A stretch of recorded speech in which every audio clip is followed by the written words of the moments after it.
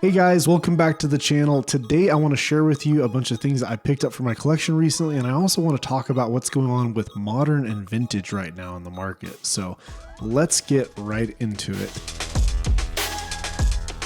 All right, first things to start things off, I never did show you guys the cards I picked up in Japan when I went in October.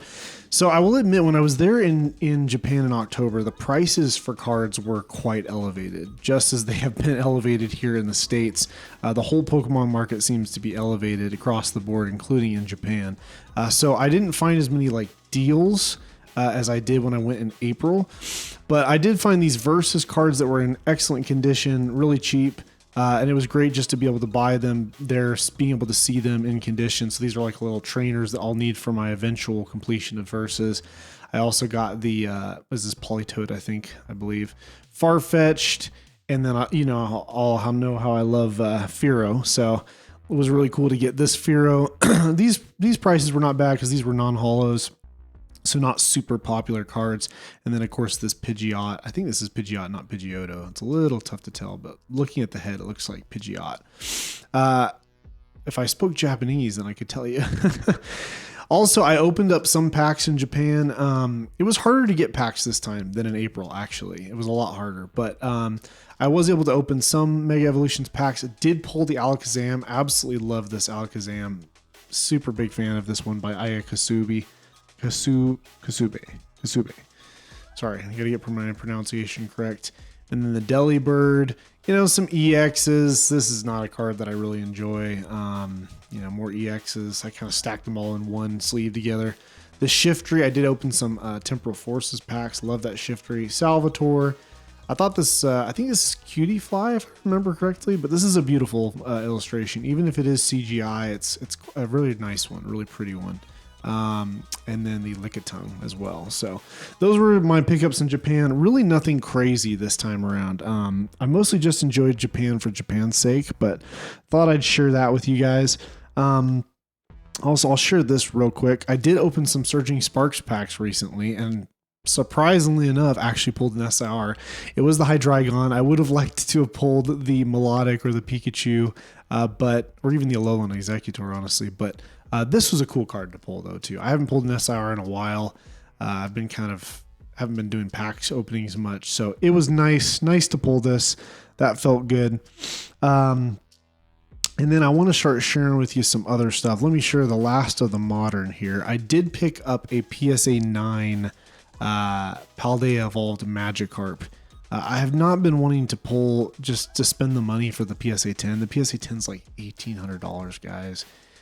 And I think it's kind of justified in its price because of how hard it is for this card to gem and how many people want it.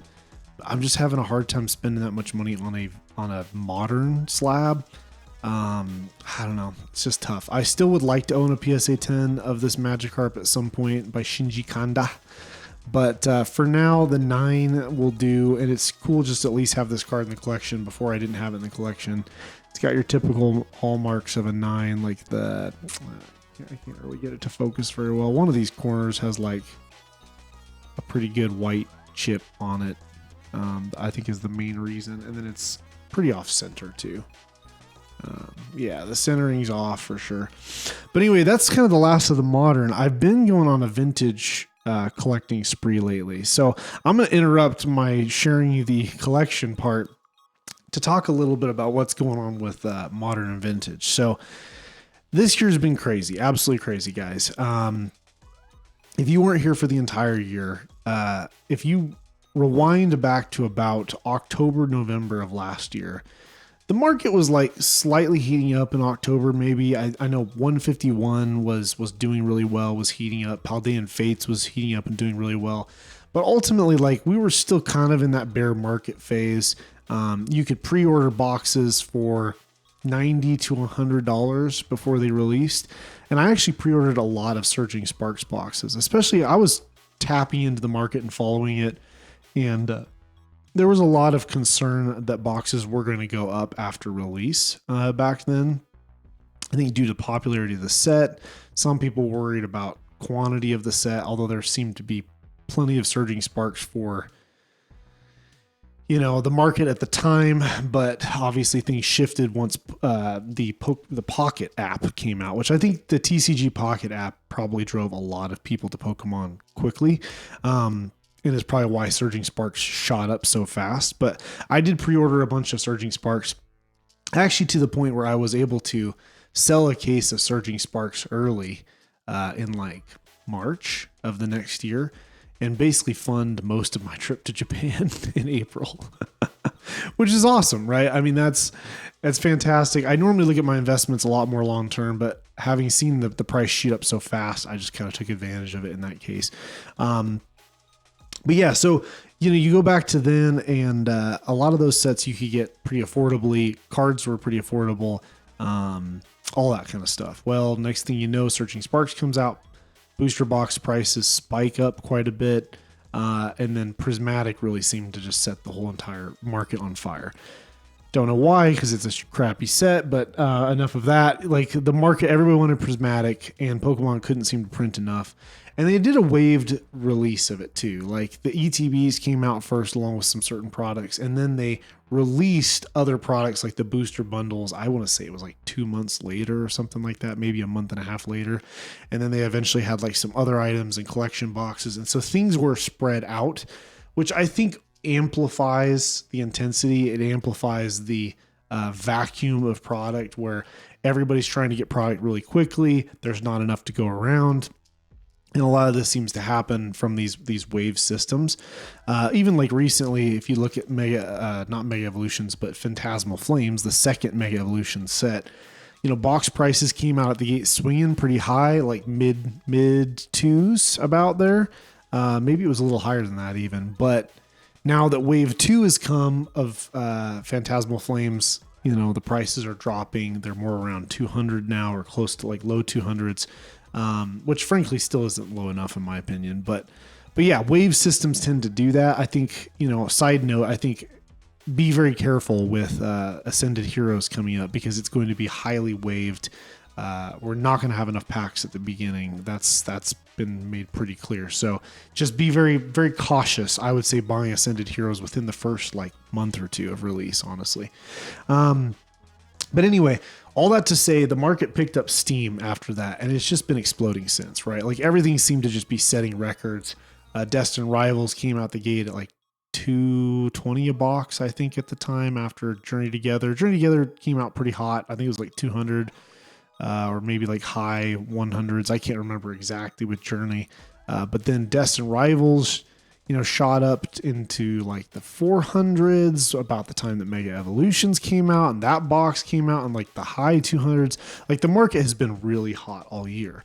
And along with the sealed product being hot, all the singles have been hot too, right? Bubble Mew's been, was setting records this year, and 151 Charizard, and a lot of these like modern hits were setting records. Alt arts from Sword and Shield era were doing really well, like Moonbryon, Gengar VMAX, Giratina V. A lot of these cards that are like the big top hits, Lugia V from Silver Tempest, Charizard V from Brilliant Stars, just to name a few, right? Some of these really big hits from Sword and Shield all did really well, all saw like all-time highs this year, especially right around the summer. But then a couple months ago, things like started to come down, and a lot of people have called it a market crash. A lot of people think that, hey, we're crashing. It's all, doom and gloom now. I don't think so. I think we're just correcting down. I think that we've had such a massive, insane run over the past year. I mean, you've seen things that have gone up 100%, 200%, 300%, like crazy gains in 1 year. It's normal, I think, at that point to then pull back quite a bit. But a couple of months ago, I started to just notice, I'm like, it was probably a little bit before the market started to downturn, but I was like, man, this modern stuff is so expensive and it feels overvalued, and I'm like tired of burning so much money on it. And so I really started to focus more on vintage. I've told you guys on the channel that I've been trying to complete my Gym Heroes and Gym Challenge set, so I'm about to share some of those pickups with you here. But I want to kind of give a word of caution to vintage, because vintage has run really high this year too. And I think a good chunk of it is like it was undervalued, and so it's repricing. But I also think some cards are potentially overvalued right now. I do think PSA 9s are becoming more properly valued. I think they've been undervalued for a long time because a lot of vintage, especially WotC era PSA 10s, or well, even mid era, frankly, but PSA 10s are pretty small pops. And so the 9s really, even then, the 9s plus the 10 population together is like a fraction of the population, a lot of these popular modern cards. So it's actually, I think a lot of times they've been undervalued, and people can say, well, they're just not as popular. But I do think there's always a desire to go back to the beginning of a hobby as you become deeper in this hobby. Some people will always only ever like modern, but there's a good chunk of people that go back, especially if you're like me and you grew up in the 90s with the WotC cards. They'll always feel special. They always feel special to me. I think my whole generation will always love those, but I also think future generations can appreciate them too, because it's the start of the hobby. It's where everything began, right? So I have been picking up some vintage, but now I'm kind of starting to wonder if I need to pull back, because I've seen a lot more comments on other creators' videos, other investment channel videos, where people are like, modern's too expensive right now. I'm selling my modern and buying vintage. And I'm like, oof, that's actually some thoughts that I've been having a lot the past couple of months, which tells me I think there's a shift in the sentiment. I think vintage has been growing steadily and sometimes explosively this past year. And I think a lot of people are like, well, shoot, if I'm going to spend all this money on a modern card, I might as well put it into a vintage card that's lower pop. But my alarm bells are starting to go off in my head a little bit, because I want to keep picking up these vintage cards because I genuinely love them. But I'm getting a little nervous because seeing a lot of people seem to be starting to swing that way. We actually could get to a point where vintage gets overvalued again, if we're not already there right now. I don't know if we're quite there completely. I think there are some vintage cards that are overvalued. PSA 8 Shining Gyarados in first edition. That one might be overvalued. I get it's a shining card, but at the same time too, historically PSA 8s are not that desirable. So I don't know. Anyway, that card being a 2K card feels a little crazy to me, but I think vintage is a little risky right now. That being said, I'm going to show you a bunch of vintage. I'm going to show you a bunch of vintage that I just picked up, and I am excited about this stuff. I think the raws are less risky than the slabs are, but I have picked up some vintage slabs, which maybe I'll show in another video. I think there's just too much to show in this video. But I do think the raws are maybe not too bad of a deal to buy vintage raws. They don't tend to swing as much either direction. They tend to be a little more stable. But I think vintage could be getting overhyped. And I think there's a lot of people that have probably had the mindset that I have, which is, hey, maybe I should sell out of some of my modern and buy vintage. I think more people are doing that, which means I probably need to try to force myself to actually go in the opposite direction and look for the undervalued modern cards. And I do think there's some undervalued modern cards, or at least some good buys. I think Surging Sparks singles and graded cards are great buys right now. Not maybe universally across the board, but there's a lot of value there. And then I think, frankly, Journey Together and Destined Rivals singles and slabs, there's some opportunity there that I'm beginning to see, especially with auctions. Some of these cards the values are looking really good, actually. There's danger, though, that those sets could get printed a ton. I actually genuinely hope we get a lot more Destined Rivals because it's just such a popular set. But I kind of just think that long-term, if you have a long-term mindset and you're not holding a slab or a single like that short-term, I think you'll be fine, because that, Destined Rivals especially is such a popular set that so many people are going to want to master or have all the SIRs. It's kind of like Evolving Skies, where enough people are just going to want those big hits in that set forever, for the rest of history, or for the rest of Pokemon history, at least, that I think they're pretty good plays for the long term. So I've noticed on the charts for some of the Team Rocket's Moltres, the Team Rocket's Nidoking, they were going down, they plateaued out, and then now they've done another leg down. And so it's I don't know, it could be a good time to buy those. There's no guarantee Pokemon will reprint Destined Rivals. I do think they will. I hope I have the opportunity to pick up more booster boxes in the future for cheaper, but so does everybody else. I do think we'll at least get more Destined Rivals packs. in some sort of reprint form. So there will be more SIRs coming to the market for sure, but I still think that the market may be undervaluing these a little bit right now. And they might not be too rough of plays. Oh, sorry, I bumped my camera there. See me bouncing up and down. So that's just a little something I wanted to talk about what's going on with modern and vintage. I actually think there's been enough of a pullback on modern right now that it would be worth looking through some of these modern cards that you are missing from your collection or that maybe you want to make a play in. And it may be a good time to pick some of them up. I would go to price charting, look at the chart, look at the trend. If it's at an all-time high, I'd probably avoid that. But if it's come down quite a bit and corrected, might be a good time to get in, you know? I think as always though in this hobby, like you need to have a long-term mindset. And again, I am not giving financial advice. Go talk to your financial advisor, blah, blah, blah. Don't sue me. I'm just a guy on here giving his opinion and talking. So you need to be intelligent about that. But, which my viewers are, you're all smart people. But yeah, so anyway, I wanted to kind of, take a little detour, if you will, and talk about vintage versus modern. I'm definitely probably going to continue picking up vintage. I think more mainly in the form of raw to complete my master sets. I may pick up some other slabs that I'm cautious about or that don't look like they've been too spiky, but I am being careful. I'm wondering if a little bit too much attention is getting pulled to vintage right now. And maybe too much is being taken away from modern. I don't know. We'll see. So back to it. Let me share these awesome pickups. So I picked up a bunch of singles for my Gym Heroes and Gym Challenge set. And I got this awesome Erica's Dragonair. And honestly, I should pull it out of my double sleeve here because I feel like this holo doesn't quite shine as well. Let me adjust my light. Yeah, I'm gonna have to figure out a better way to backlight this. It's hard to see, but there is actually a half swirl here at the bottom. It's like partly covered up by Dragonair's body. But this is a beautiful, clean copy of Erica's Dragonair. I actually bought, I mean, not super clean, but it's clean enough. I bought a PSA 7. I actually have a video on really easy way to crack slabs, guys. You can go check out my shorts to see that. And I actually cracked this PSA 7. I have a PSA 10 of Erica's Dragonair already, but I wanted a good raw copy for my master set. So that's a beautiful card. Really excited about that one. Picked up this Rockets Moltres. I actually just bought it raw, but it's in beautiful condition as well. Like a really solid near mint Rockets Moltres. This is a really cool card, guys. Really cool.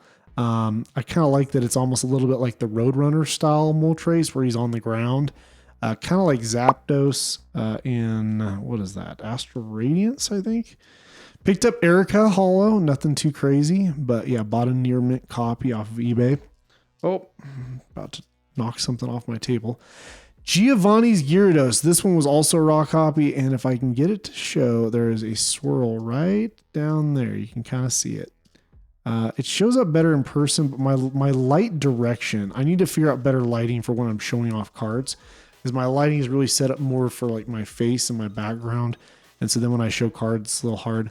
There are a good chunk of like holofoil scuffs on this one. They're a little hard to see. So this is by no means like some crazy high near mint, but it's a pretty nice card. If we pull it out of the, I think I paid around 70 for this or something like that. Can't remember exactly, but yeah, beautiful swirl there. There's some holofoil scratching. There's a little bit of like whitening there. I think I considered this basically like a light play, if I remember correctly. Yeah, there's a little white there along the edge. And I paid like what I would say is like a fair light play price. This card's actually pretty expensive in near mint, and I was okay with some of these holos being a little bit more towards the light play spectrum, as long as they had like nice eye appeal in a binder. Love this Sabrina's Alakazam, and I got another half swirl down here at the bottom. Y'all know how I love swirls. I'm a sucker for a good swirl. But this is a beautiful card. I'm normally not the biggest fan of Pokemon where like it only shows their torso. I do really like this Sabrina's Alakazam, especially with the holofoil with the lightning or whatever you want to call that, like electricity between his two spoons. And like the way that there's two of them and that they light up at different angles. I think that's so cool. The holofoil pattern in the back's really beautiful. He looks just really serious and like intense with his face. I think Sugimori did a phenomenal job with this card. Really beautiful. This one's was actually a PSA. I want to say it was a PSA 7 or PSA, may have even been a PSA 6. I think it was a PSA 6, but I felt like it was like a stronger PSA 6 or something. Yeah, there's a little white along the edge, but I liked it. I thought it was a pretty solid, and then I cracked it, and I am actually keeping all my. Oh, here we go. Yep, it was a PSA 6. So I'm going to turn these labels into PSA, and just kind of, tell them, hey, I cracked these slabs. I'll stock up and get a bunch of them. I think you have to send them in. So eventually when I get like 20 of them or whatever, I'll do that just to kind of correct the pop reports. I don't do that when I crack slabs to resubmit to get a higher grade. But if I'm cracking them for a binder collection, I want to try to tell PSA like, hey, this is no longer in a slab. You can take this off your population list. I love this Misty's Golduck, guys. This card is so dope. I actually didn't bring it out with me. I'll have to show you later, but I did get a first edition PSA 9 of this recently too. I just love this card. I don't think that this card's probably ever going to gain the traction that I feel like it deserves, but I do genuinely love it. In fact, I think I shared that Misty's Golduck at the end of one of my recent videos, but beautiful card. I love the kind of otherworldliness of this. It could just be a tree branch or something coming out of the water, but I almost like that it looks like sci-fi. Anyway, beautiful card. Love that one. No swirl, but it is a cleaner copy. I actually got that from the same person that was selling the Rockets Moltres, and both were quite nice. Got this sick Skarmory, guys. I love Skarmory. Definitely a Skarmory fan. It's a cool hollow pattern too, with the little almost like contrails running in the background. First edition to Neo Genesis. I am slowly starting to work on Neo. That will be like my next main focus once Gym Heroes and Gym Challenge is done. But I've already started to just pick up some Neo Hollows as the opportunity arrives. And he's got a little bit of almost like a fart swirl. Like right down here below his butt, there is a swirl hiding behind that leg. I just think it's a cool card. Beautiful card. I think if I remember correctly, this one's near mint, but it might be towards light play. Yeah, this one's near mint. Beautiful copy. Very nice copy, actually. Tiny bit of whitening there, but really quite nice. Quite clean. A little bit of light hollow foil scratching, as you're going to see with near mint for vintage, but beautiful copy. And you guys know I mix first edition and unlimited together when I do binders. I'm just not that picky. This I picked up at a local card shop, like $2 or something like that. I just think this Komiya art is awesome. Dark Omanite, beautiful. And of course I will need it eventually for Neo sets. But yeah, Komiya crushed it on this one. This one's more played, quite a bit more played card, but the price was right. It was cheap and it's a cool card. And here's another really sick pickup. A big boy. I picked up the Lugia. This is technically light play condition, but I do think it's a very nice high eye appeal light condition card. It's got this gorgeous swirl that's in a prominent location. Like Lugia almost looks like he's looking down at it. Beautiful hollow foil pattern. Look at that swirl. That is just incredible, guys. But yeah, beautiful card.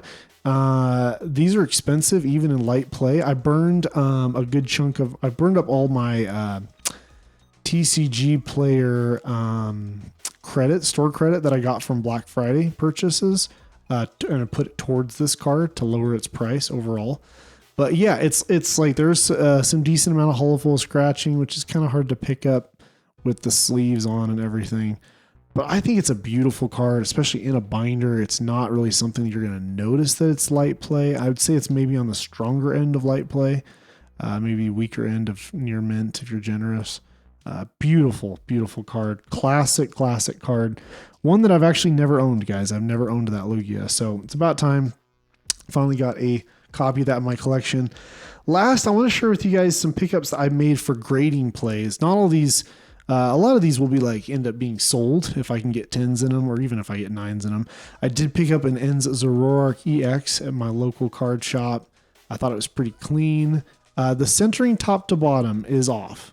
But I think I measured it and it was within, and everything else was so clean about it that I actually think it has a very strong 10 chance. Sorry, I've got these kind of out of order here. Let me move it. I've picked up a couple of these Executors from Mega. I really like this card a lot. And Executor has always kind of been a little bit of a fan favorite Pokemon. He's not like an S tier Pokemon, but he's fairly popular. I think it just gives people kind of warm fuzzies and nostalgia seeing Executor. I think this is a beautiful piece of art. Let's see. Yukihiro Tada. They did a great job on this, honestly. I like it. Very nice cartoon style. Beautiful with the hollow pattern. Both these, I think, have very strong chances at 10s. I think both of them I pegged at 90%. They're just very clean. So excited about that. Picked up this 10th anniversary Pikachu, actually, of all things, kind of random. I think it has a pretty strong chance. I think for a 9, I guess I didn't write on it, but I feel like it's got a good solid chance for a 9. It's pretty clean. Could even potentially 10. But I think I kind of priced in that if I get a 9, I'm like in the money, doing well. And I don't know. I just think with these anniversary cards, this is one I'm like torn. Like if I get a 9 or a 10, do I sell it right away or do I hold it? Because I do think 10th anniversary is going to age well. And as Pokemon becomes older and older, these anniversary cards, especially some of these more scarce ones, like this one's pretty scarce because it's from 2006. And it's got its own unique stamp. It seems like now they're just doing all the Pikachu ears stamped. This came from an era of the hobby that just, was not as heavily printed. So this could be a good hold for long term. Low liquidity, high gain play. We'll see. Also picked up this really clean Delta Species Reverse Hollow Ditto. The hollow is just beautiful. There's a tiny bubble on the hollow there, so it's definitely not like a 10 contender. And I think on the back, if I remember, there's a little white on the corner and white on that corner. But I think if I remember correctly, pretty dang clean. So I actually think it's got a solid chance at like the 8 to 9 range. And this card, I think actually in that range would still be fetch a heavy penny. Now, guys, this is the card I'm probably most excited about this entire stack. This is a double hollow air Houndoom. And you can tell because normally on the Houndoom from Neo Revelation, the pink area down here does not have any hollow pattern. The hollow is just up here. And it's already a gorgeous hollow as is. But with the double hollow air, guys, this card is magical. It is so beautiful. There's just... you can see like the doubling effect of just more hollow interacting. And then it's beautiful having the hollow over the top of Houndoom. You can even see a little bit on his face there. Really, really, really cool card. I think you can even see a little bit of hollow bleed. I can't really pick it up on the camera, but like through the yellow border. As far as the back of this, so I slated that this has an 80% chance of a PSA 8. The hollow is actually pretty clean. There's only some light scuffs on it. There's a little white there in that corner and white in that corner. And then this corner here, I felt like was a little bit too much white, like along this bottom edge to hit like 9 territory. So I think this will probably 10. There's a slight chance. There's a little white right there too. There's a slight, I mean, we're talking really small stuff, guys. There's a slight chance it could 9, but I think that's pretty low. I really feel like this is a PSA 8. And if you know anything about double hollow arrows, guys, these cards have exploded in value. So even in like a PSA 6 or higher, I would be in the money with this card. I bought this one on auction raw. And I'm really genuinely hoping for a PSA 8. I don't want to sell this. I actually want to keep this in my collection because this is such a cool card. This is my favorite Houndoom card by far. I just think Arita crushed it on this art with all the pink and everything in the background. It's so like gloomy and what's the word I'm looking for? It's like kind of broody and with him howling up at the sky. I don't know. It gives me a little bit of like Lion King vibes too with the, I'm having a brain freeze now. I can't remember the name of those animals. Oh my gosh. Hyenas. Kind of reminds me a little bit of like the hyenas from Lion King, and I don't know. There's that scene in the Lion King where there's like all of that mist and fog and everything, and like, you know, the hyenas come out of it. I feel like this card encapsulates that feeling, you know. And Houndoom is a cool Pokemon. I think we all love Houndoom. So anyway, that is kind of what I wanted to show off today, guys. Lots of really big pickups for the collection lately. I need to frankly slow down on the spending. Definitely spent too much on the collecting lately, but picked up some really cool stuff. I did buy a bunch of commons, uncommons, rares for my Gym Heroes and Gym Challenge from the Black Friday sale with TCG Player. I thought that was a good time to go ahead and get the store credit back on those purchases. Most of those have come in. I'm still waiting for one order that hasn't made it. That's being really slow. I did have some condition issues with some of them. Most of the sellers were phenomenal, were fantastic. The condition was right in line with light player near mint, but I did have a couple. So I had 30 orders, and I had, I think, like probably issues with like 5 orders. One seller was really bad. His conditioning was just way off. All his cards were just in way worse condition than they should have been. But most of what I was running into was like most of the cards would be good, but then one of them would be off. Like they missed like a dent in the card, or like a crease on the corner, or the way they shipped the cards shifted in transportation and then the corner got bent in shipping. So it was stuff like that. But most of the sellers on TCG Player, guys, are really solid. All of them that I had any issue with did a great job of responding quickly and making it right. So I do highly recommend TCG Player. And I released a recent video, guys, on how to do mass entry and get it to work consistently in TCG Player. So if you are trying to like master a set, even if it's an old set like I was doing with Gym Heroes and Gym Challenge, go watch that video. It'll give you some tips on how to get that done faster, how to order a lot of cards across multiple orders quickly. Saves you some time there. But anyway, that's all I got today for you guys. Just kind of a fun little collecting video. Check in, show you some stuff that I'm buying. I wanted to talk a little bit about the whole vintage versus modern thing right now. Hopefully that was interesting for you guys. I appreciate you stopping by. I appreciate you watching, and we'll catch you in the next video, guys. We'll see you.